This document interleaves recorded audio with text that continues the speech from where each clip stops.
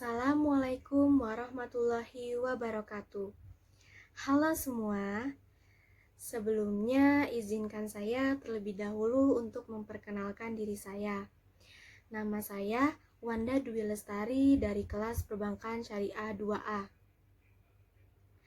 Oh iya, bagaimana kabar kalian? Semoga selalu dalam keadaan sehat dan selalu dalam lindungan Allah Subhanahu wa Ta'ala. Amin.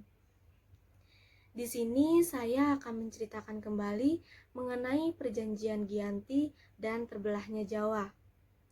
Perjanjian Giyanti adalah sebuah peristiwa besar yang terjadi pada tahun 1755, tepatnya pada tanggal 13 Februari. Perjanjian ini terbentuk atas kesepakatan antara Pangeran Mangkubumi, Pakubuwana III, dan Perserikatan Perusahaan Dagang Hindia Belanda atau yang dikenal dengan istilah VOC. Nah, nama Giyanti sendiri diambil dari tempat penandatanganan perjanjian ini, yaitu di desa yang bernama Desa Janti. Perjanjian ini memberikan keuntungan besar bagi Belanda, di mana kekuasaan Belanda semakin kuat untuk mencengkram tanah Jawa. Perjanjian ini membuat kerajaan Mataram terbagi atau terbelah menjadi dua. Perjanjian ini ditandatangani pada tanggal 13 Februari 1755. Setelah penandatanganan perjanjian ini, tanah Jawa berada pada pengaruh VOC. Selain itu, perjanjian ini dibuat untuk meredam konflik-konflik yang terjadi. Pada masa itu, terjadi pertikaian antara anggota keluarga di Kasunanan Surakarta. 3 tokoh utamanya itu yang terlibat, yaitu ada Pakubuwana II, Pangeran Mangkubumi, dan Raden Mas Said atau Pangeran Sambernyawa. Pakubuwana II merupakan kakak dari Pangeran Mangkubumi, dan keduanya adalah putra atau anak dari Amangkurat IV atau Raja Mataram. Sedangkan Raden Mas Said atau Pangeran Sambernyawa merupakan salah satu cucu dari Amangkurat IV. Ketika itu, VOC mengangkat Pangeran Prabasuyasa untuk menjadi Raja Mataram bergelar Pakubuwana II. Lalu ia memindahkan istana atau keraton Kartasura ke Surakarta. Hal ini mengakibatkan atau menimbulkan pemberontakan yang dilakukan oleh Raden Mas Said atau Pangeran Sambernyawa kepada VOC untuk menuntut haknya sebagai pewaris wilayah Mataram. Namun, bukan hanya Raden Mas Said saja yang menuntut. Begitupun dengan Pangeran Mangkubumi.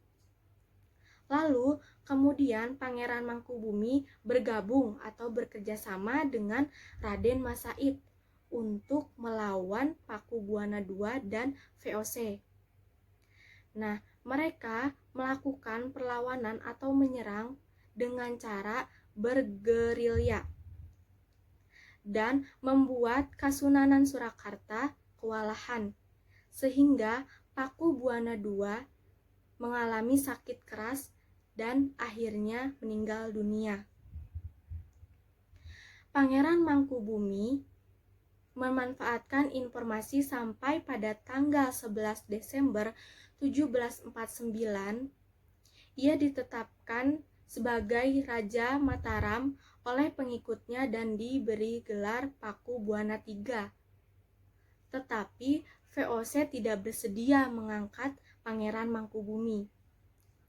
Lalu VOC mengangkat putra dari Pakubuwana II, yaitu Raden Mas Soerjadi sebagai Pakubuwana III. Raden Mas Said atau Pangeran Sambernyawa dan Pangeran Mangkubumi terus melakukan perlawanan atau pemberontakan kepada VOC dan Kasunanan Surakarta. Hal ini mendorong Gubernur Jenderal VOC untuk Jawa Utara yaitu Nicholas Harting mengambil sikap untuk menyelamatkan daerah operasionalnya. Lalu Harting ini mengadakan atau melaksanakan perundingan secara tertutup dengan Pangeran Mangkubumi. Setelah berkali-kali mengadakan perundingan, akhirnya Harting ini bersepakat dengan keinginan Pangeran Mangkubumi yang juga ingin menjadi penguasa di tanah Jawa. Pada tanggal 23 September 1754, nota kesepahaman antara VOC dan Pangeran Mangkubumi ini terlaksana. Lalu nota tersebut disampaikan kepada Paku Buana III yang merupakan pengganti dari Paku Buana II. Nota ini menyatakan bahwa Pangeran Mangkubumi mendapatkan wilayahnya. Lalu pada tanggal 4 November 1754, Paku Buana III mensetujui hasil kesepakatan atau perundingan ini melalui surat pernyataan yang disampaikan Paku Buana III kepada Gubernur Jenderal VOC yaitu Jacob Mosel. Kesepakatan ini juga mendorong terbentuknya perjanjian besar yang diberi nama Perjanjian Giyanti yang ditandatangani di Desa Janti pada tanggal 13 Februari 1755. Pendandatanganan perjanjian Giyanti ini juga merupakan cikal bakal dari terbelahnya tanah Jawa menjadi dua bagian. Selain itu juga menjadi awal mula dari naik tahtanya Pangeran Mangkubumi di Yogyakarta.